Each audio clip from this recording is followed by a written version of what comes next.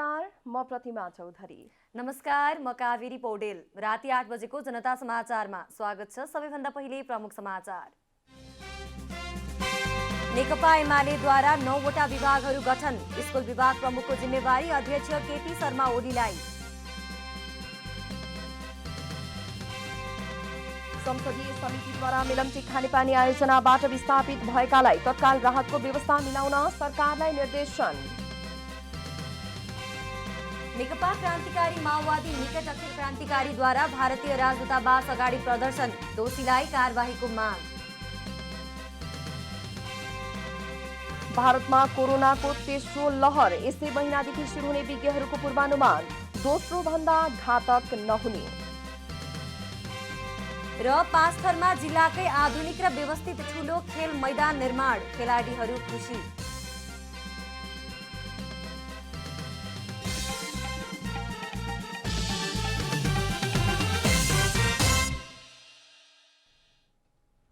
अब पूरा समाचार।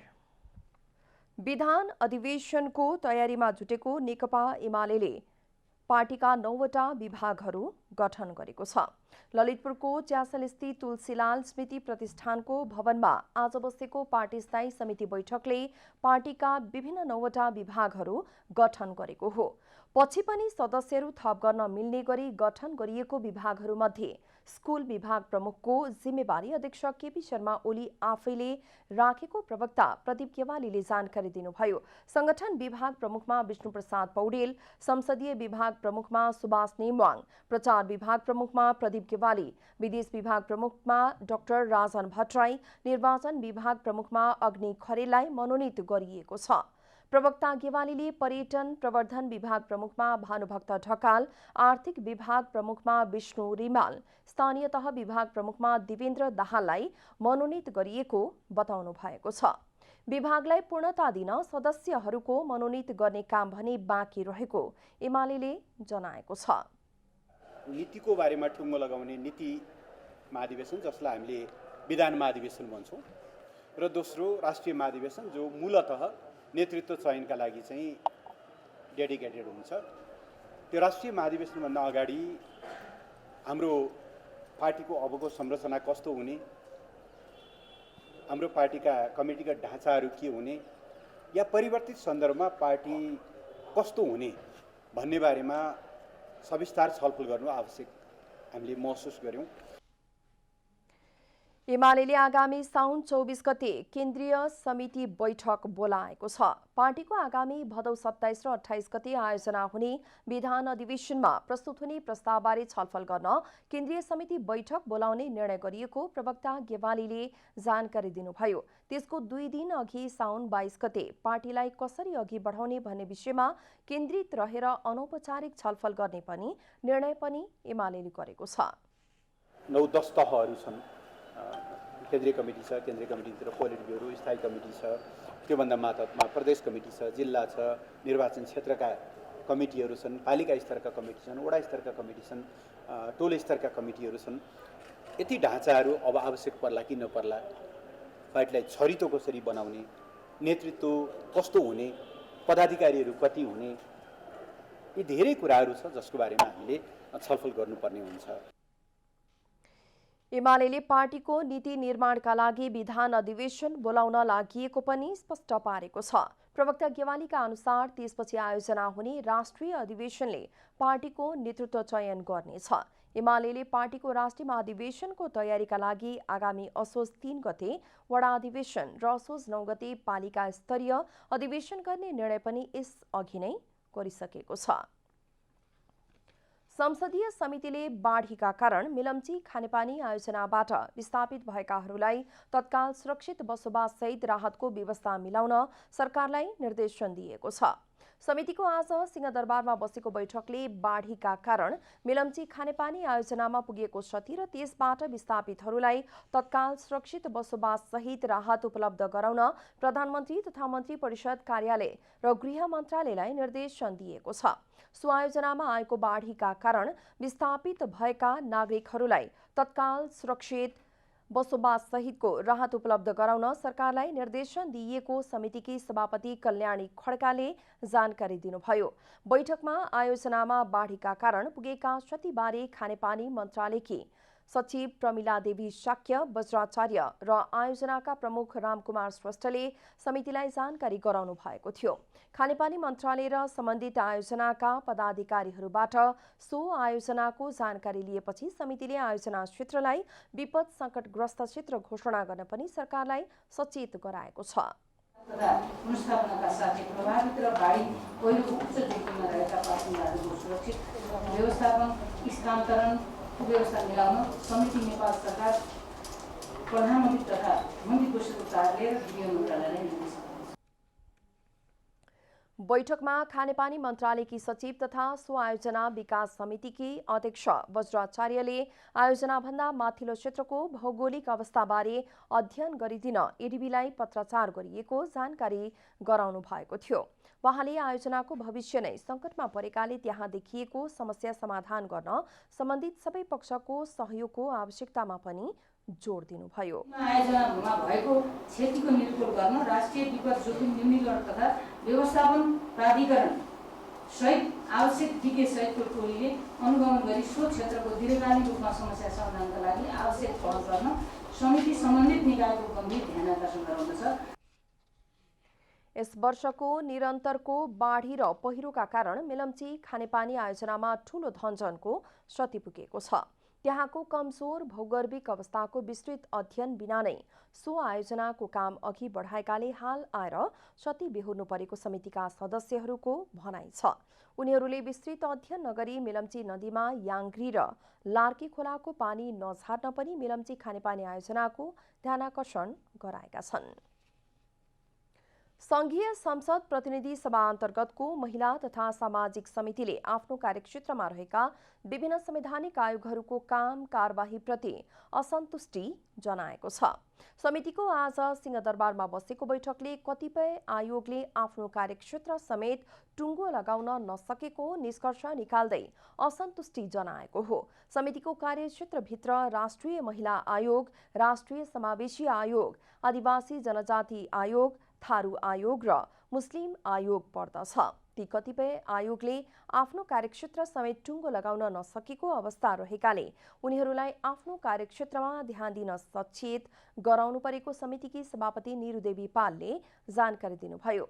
वहाँले गाडी खरिद गर्ने, भत्ता लिने मात्रै काम गर्नु बेठिक भएको भन्दै ती आयोगहरूलाई सचेत समेत गराउनुभयो। गठन भयो त्यसपछि के छ त उहाँले कार्यक्षेत्रै टुङ्ग्याउन सक्नु भएको छैन। काम के त भन्दा जम्मा जम्मी गाडी किन्ने मात्रै 2-2 करोड लगाएको छ, गाडी किनेको छ, हिँडेको छ। एकै दिनमा चाहिँ 3टा प्रदेशमा एकै दिन चाहिँ कार्यक्रम भएको देखाउनु भएको छ, भत्ता लिएको छ। यो बेठिक हो। यसलाई चाहिँ आइन्दा नगर्नु होला भनेर हामीले आयोगलाई पनि बोलाएर त्यसरी भनिरहेको अवस्था छ।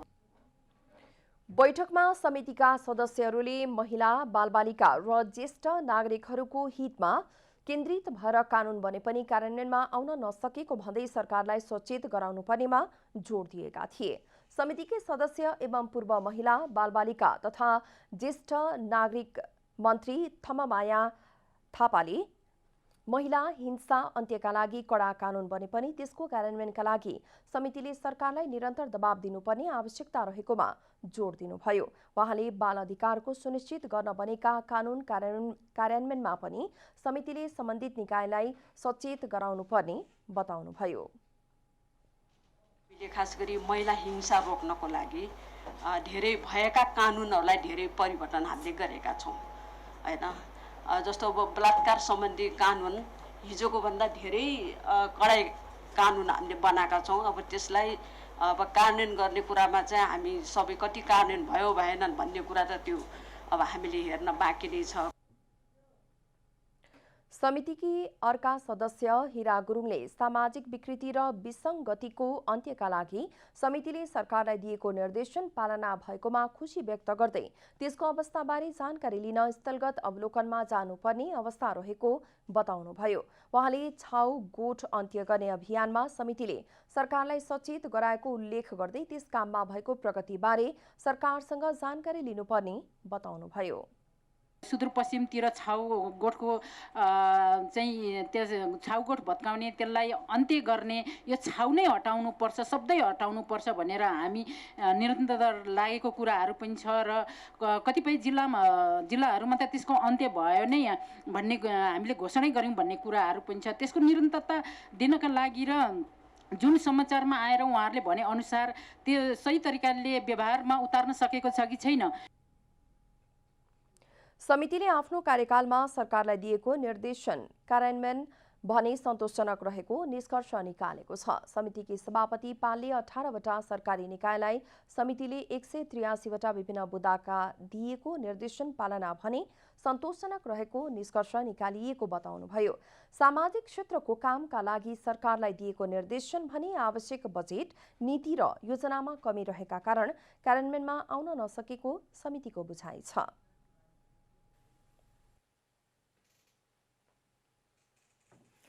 कोभिड-19 महामारीको समयमा हवाई उडानहरूले बढी भाडा लिएको सम्बन्धमा संसदीय समितिले चासो राखेको छ। प्रतिनिधि सभा अन्तर्गतको उद्योग तथा वाणिज्य र श्रम तथा उपभोक्ता हित समितिले कोभिड-19 महामारीको बेलामा हवाई उडानहरूले बढी भाडा लिएको सम्बन्धमा चासो राख्दै सरकारवाला निकायसँग छलफल गरेको छ। छलफलका क्रममा सांसदहरूले वायु सेवा कम्पनीहरूले सेवाभाव नराखी महामारीको बेलामा उपभोक्ताहरूसँग बढी भाडा असुलेको बताएका छन् भने वायु सेवासँग सम्बन्धित सरकारवाला अधिकारीहरूले भने बजारमा आए जस्तो बढी भाडा नलिएको र अनियमितता नभएको बताएका छन्। नेपाल नागरिक उड्डयन प्राधिकरणका महानिर्देशक राजन पोखरेलले प्राधिकरणले वायु सेवाहरूलाई व्यापारिक रूपमा हस्तक्षेप गर्ने अधिकार प्राधिकरणको नभएको बताउनुभयो। उहाँले कोभिड-19 महामारीको समयमा वायु सेवाले बढी भाडा लिएको 24वटा गुनासो आएको र त्यस उप छानबिन भइरहेको बताउनुभयो। हवाई भाडाको सम्बन्धमा हामीले हाम्रा वायु सेवालाई हस्तक्षेप गर्न सक्छौँ। विदेशी वायु सेवाको हकमा अब माननीय हाम्रो दिपेबडाजी हुनुहुन्छ, यसमा विज्ञ, हामीले विदेशीलाई चाहिँ हस्तक्षेप गर्ने अप्सन छैन। हामीले सेफ्टीको कारणले गर्दाखेरि, सेक्युरिटीको कारणले गर्दाखेरि कुनै पनि विदेशी वायुयानलाई जसरी हामीलाई रोकेको छ हामीले रोक्न सक्छौँ, तर कमर्सियल एस्पेक्टमा हामीले हस्तक्षेप गर्न सक्दैनौँ। यो मार्केटले गभर्न गर्छ भन्ने कुरो इन्टरनेसनल प्रिन्सिपल हो।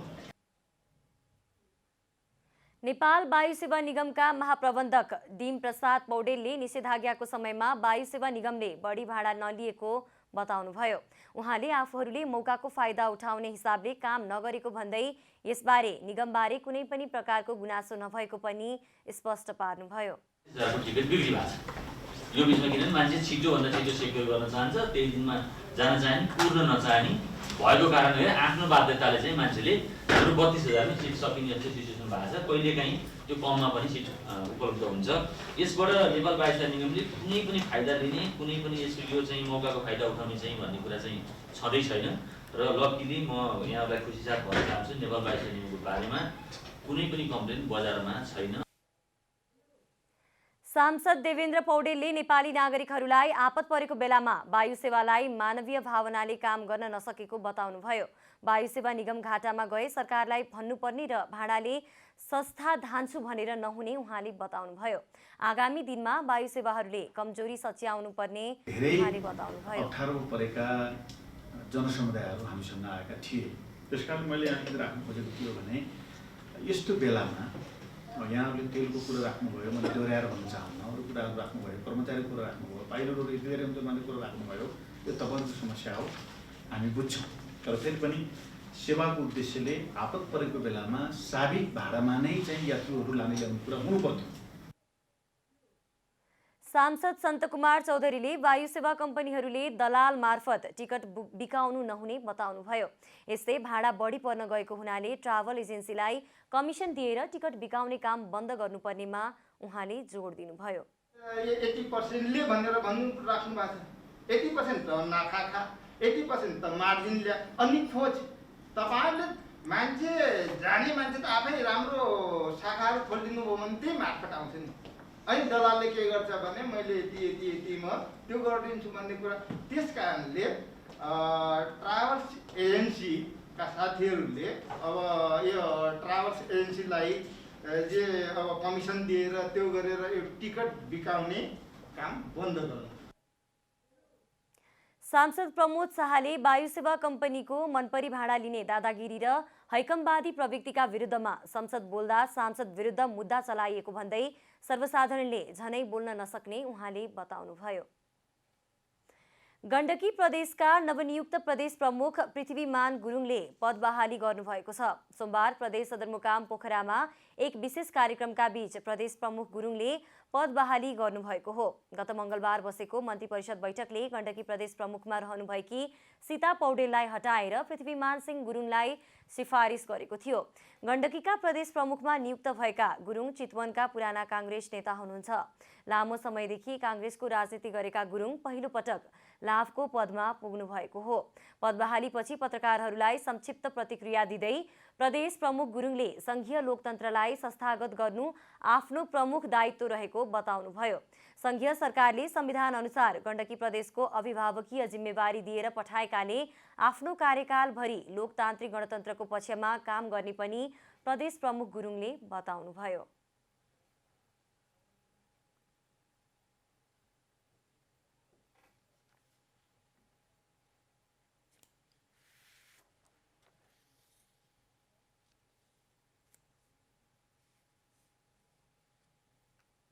संघीय लोकतन्त्रलाई हामीले संस्थागत रूपमा स्थापित गरेर यसको विकास प्रवर्धन गर्ने हाम्रो प्रमुख दायित्व हो भन्ने मलाई लाग्छ।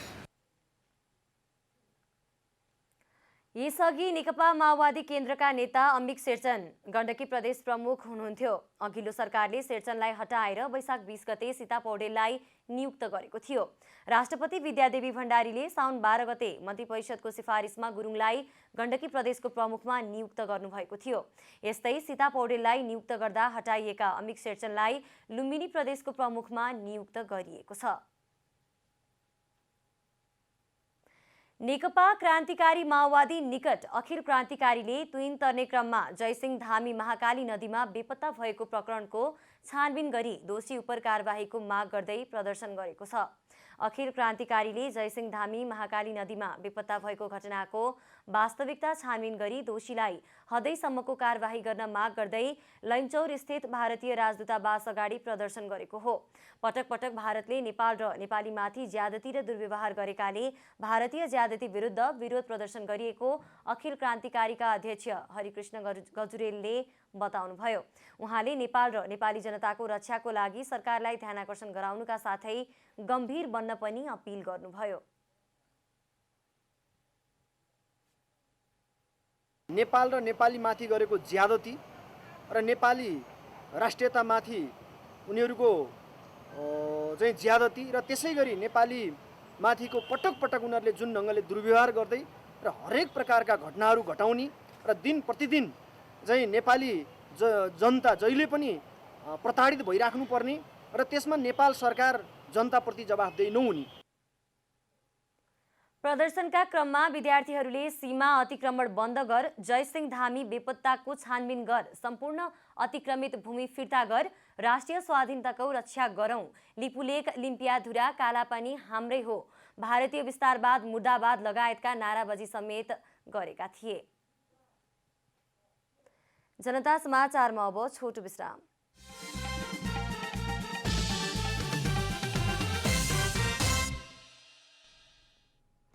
जनता समाचारमा अब थप समाचार। आजको राष्ट्रिय सभा बैठकमा महाकाली नदीमा भारतीय एसएसबीले तुइन काटी स्थानीय खसेको विषय मुख्य प्राथमिकताका साथ उठेको छ, तर सरकार भने यस विषयमा मौन बसेको छ।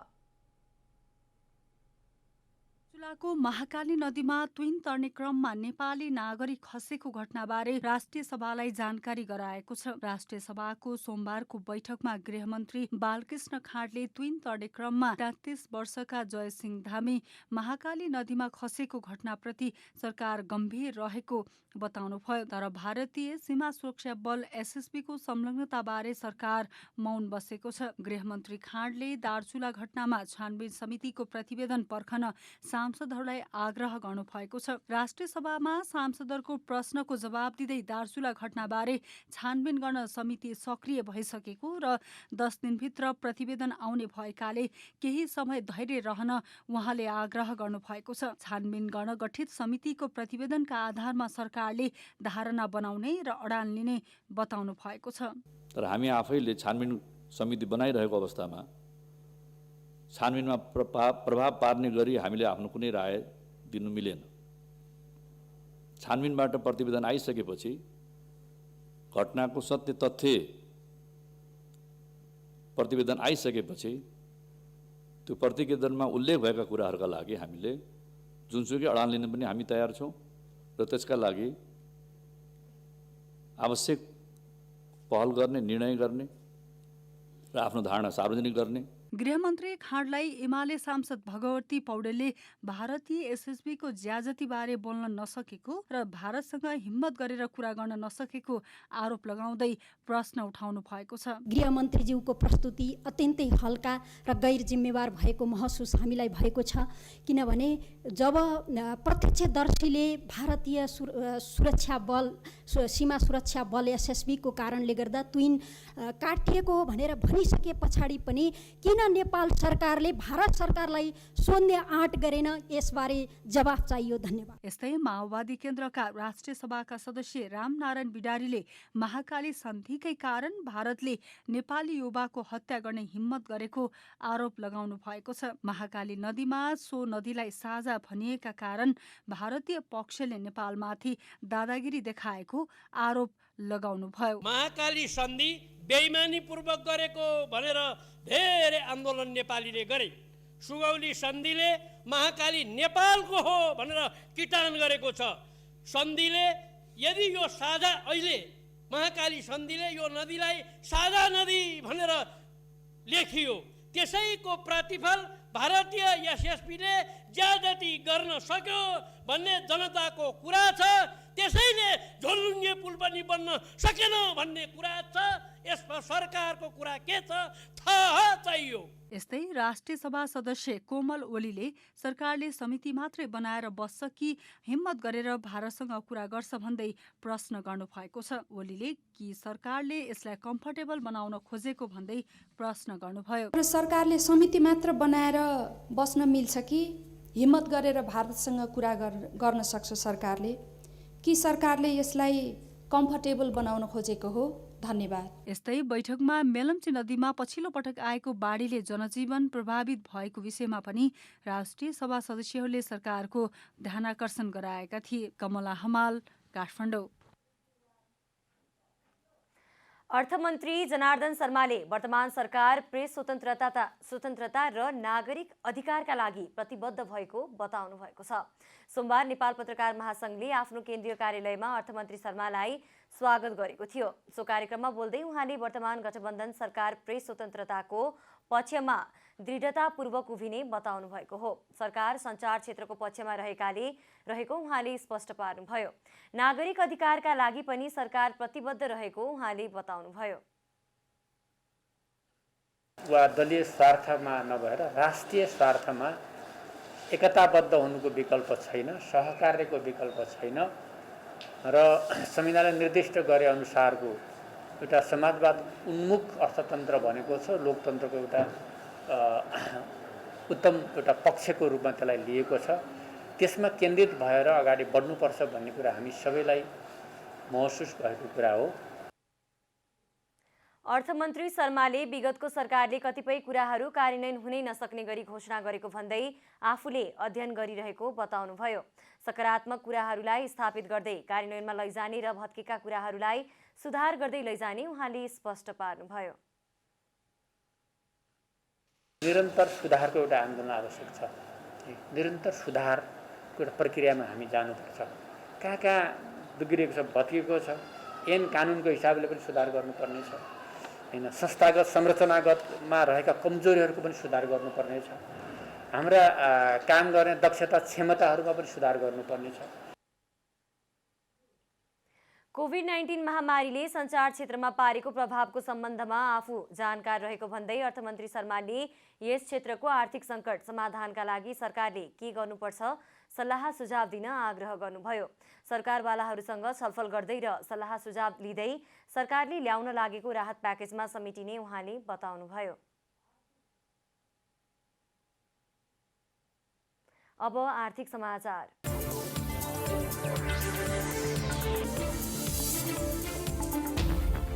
नेपाल राष्ट्र ब्याङ्कले आर्थिक वर्ष 2078-79 को मौद्रिक नीति आगामी शुक्रबार सार्वजनिक गर्ने तयारी गरेको छ। नेपाल राष्ट्र ब्याङ्कका गभर्नर महाप्रसाद अधिकारीले चालु आर्थिक वर्षको मौद्रिक नीति शुक्रबार ल्याउने गरी तयारी भइरहेको बताउनुभयो। यसअघि अर्थमन्त्री जनार्दन शर्माले नेपाल राष्ट्र ब्याङ्क स्वायत्त निकाय भएकोले राष्ट्र ब्याङ्कलाई नै कस्तो नीति ल्याउने, कहिले ल्याउने र कसरी ल्याउने निधो गर्न स्वतन्त्र रहेको बताउनु भएको थियो। चालु आर्थिक वर्ष सुरु भएको यतिका दिन बितिसक्दा पनि केन्द्रीय बैंकले मौद्रिक नीति ल्याउन नसकेको भन्दै अर्थविज्ञहरूले यथाशक्य चाँडो मौद्रिक नीति ल्याउन यसअघि सुझाव दिइसकेका छन्।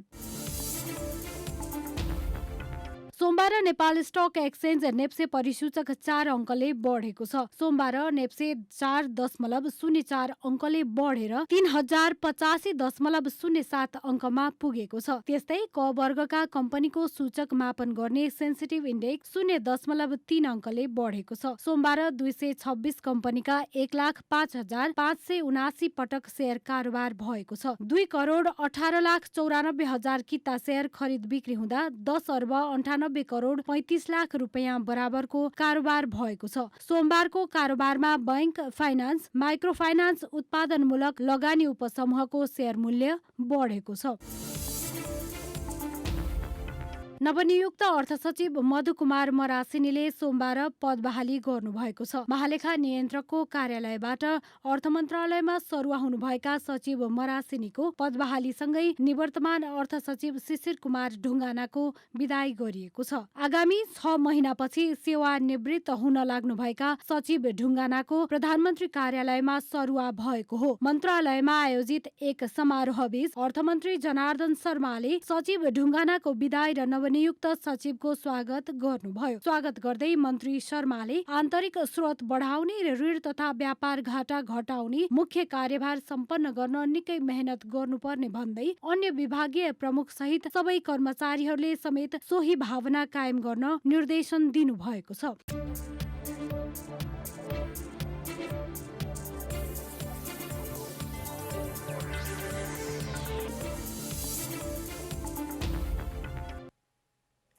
जनता समाचारमा अब छोटो विश्राम।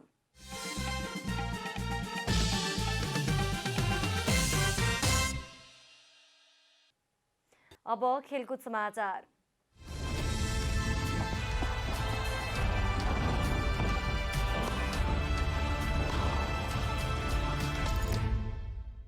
अखिल नेपाल फुटबल संघ एन्फाभित्र गलत नजिर स्थापित हुन लागेको भन्दै खबरदारी गर्न प्रवक्ता किरण राईले सोमबार आफ्नो पदबाट राजीनामा दिएका छन्। प्रवक्ताबाट राजीनामा दिएका किरण राईले विभिन्न पक्षबाट भइरहेका गतिविधिहरू बन्द गर्न आग्रह गर्दै इन्फाको निर्वाचनको प्रक्रिया सुरु गर्नुपर्ने मध्यमार्गी प्रस्ताव पनि पेश गरेका छन्। राष्ट्रिय टोलीका मुख्य प्रशिक्षक अब्दुल्ला अलमुतारी र इन्फा उपाध्यक्ष पंकज विक्रम नेमुवाङको छानबिनका लागि खेलकुद मन्त्रालयलाई जिम्मा दिने विषयमा असहमत भएका प्रवक्ता किरण राईले सोमबार आफ्नो पदबाट राजीनामा दिएका हुन्।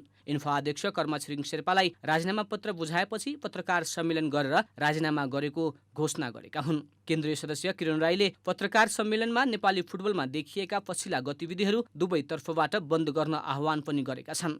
प्रशिक्षक र उपाध्यक्ष बीचको समस्या समाधानका लागि खेलकुद मन्त्रालयलाई जिम्मेवारी दिने कामले गलत नजिर बसाउने पूर्व प्रवक्ता राईले बताए। यो राम्रो भएर म पनि यहाँ सहभागी भइरहँदा हामीले कार्य समितिले नै जे निर्णय र नजिरहरू बसाउन खोज्यौँ यो पनि राम्रो भएन, जे गाली गलौजमा उठेको छ त्यो पनि राम्रो भएन।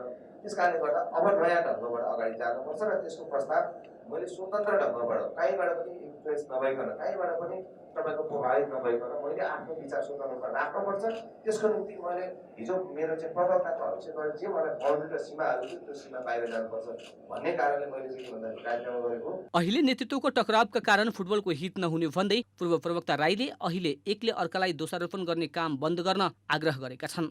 पदाधिकारीको रूपमा समितिको कामको विरोध गर्न नमिल्ने भएकाले स्वतन्त्र तरिकाले खबरदारी गर्न राजीनामा दिने निर्णय भएको प्रवक्ता किरण राईले बताए।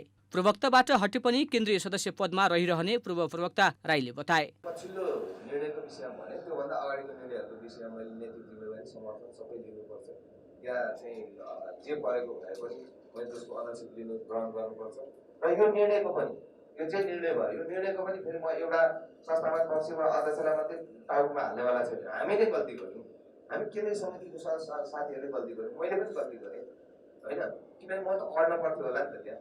त्यस कारणले गर्दा यो हामीले गल्ती गरौँ भन्छु म। मैले कसैलाई इन्डिकेसन गरेर चाहिँ हामीले गलत ट्रेन बसायौँ। त्यस कारण केन्द्रीय कार्य समितिको निर्णय गल्ती भयो, त्रुटि भयो।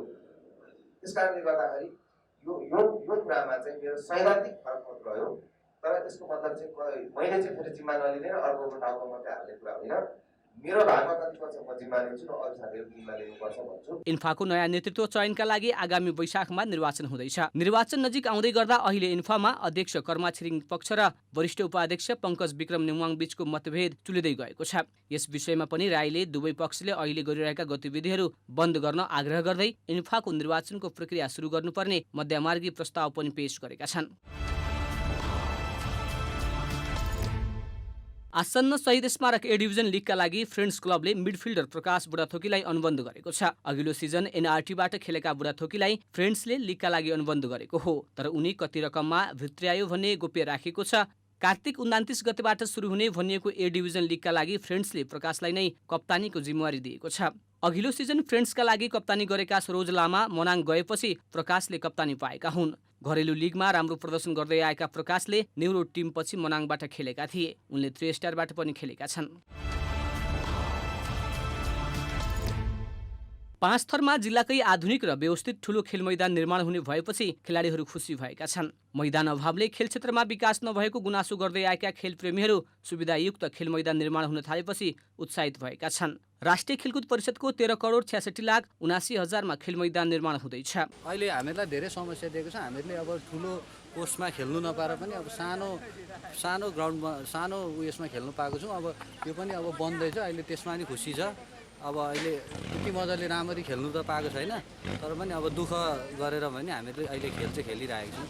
गाउँको त त्यति धेरै त गइएको छैन गाउँतिर होइन, तर धेरै ठाउँ सुन्दाखेरि चाहिँ धेरै ठाउँ राम्रै छ भन्ने सुनिएको छ। अब साह्रै त गएर खेलिएको छैन। अब हामी खेल्ने यहीँ फिदेनको ग्राउन्डमा हो, त्यता गाउँतिरको चाहिँ अब खेल मैदानमा प्यारापिट पनि बन्दैछ। त्यसै गरी 50 वटा व्यावसायिक प्रायोजनका लागि सटर र कारले सञ्चालन गर्ने भवनहरू बन्ने निर्माण व्यवसायीले जनाएको छ। खेल मैदान भत्किएपछि 5 थरको फिदीमा खेल सञ्चालन हुन पाएको थिएन। 2 वर्ष अघि जिल्लाकै सार्वधिक राशिको फाल्गुनन्द गोल्ड कप र 5 थर फुटबल कप यसै मैदानमा हुने गरेको थियो।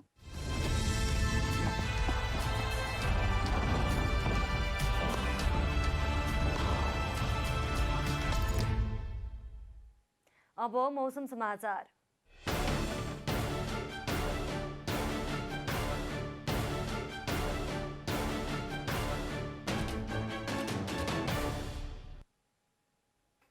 आज दिउँसो देशभर सामान्यदेखि पूर्ण बदली रह्यो। राति देशभर सामान्यदेखि पूर्ण बदली रही धेरै स्थानहरूमा हल्कादेखि मध्यम वर्षाको सम्भावना रहेको जल तथा मौसम पूर्वानुमान महाशाखाले जनाएको छ। अब देशभरका विभिन्न स्थानका मौसम सम्बन्धी थप विवरण।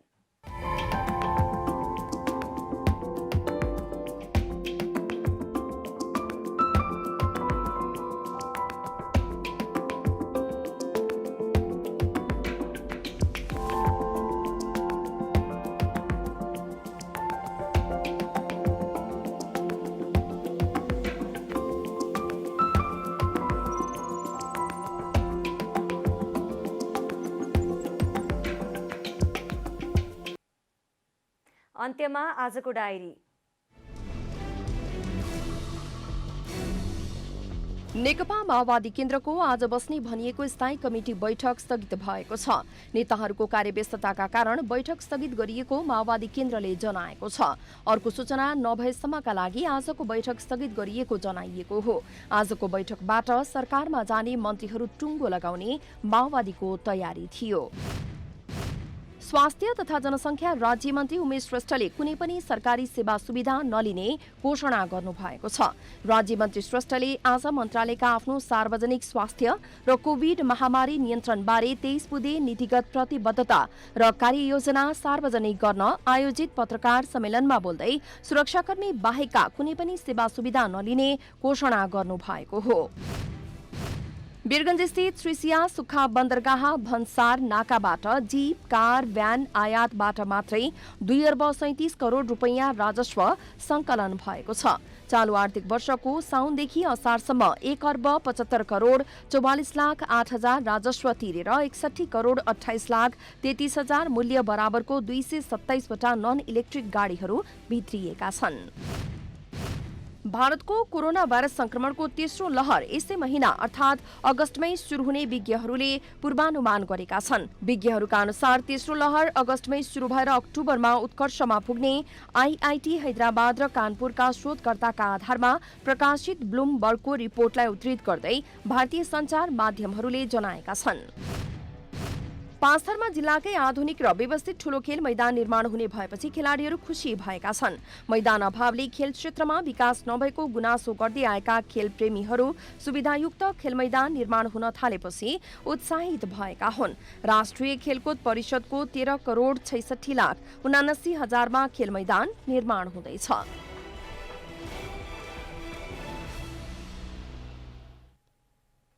जनता समाचार अहिलेलाई यति नै। जनताद्वारा जनताका लागि प्रसारित जनता टेलिभिजनका कार्यक्रमहरू युट्युब, ट्विटर, फेसबुक र हाम्रो वेबसाइट जनतासमाचार.com मा पनि पढ्न र हेर्न सक्नुहुनेछ। सूचनामा तपाईको सहभागिता, समयमा समाचार हाम्रो प्रतिबद्धता। कोरोना भाइरसको संक्रमणबाट बस्न नियमित रूपमा साबुन पानीले मिचिमिची हात धौं, अनिवार्य मास्कको प्रयोग गरौं, भिडभाडबाट टाढै रहौं। नमस्कार।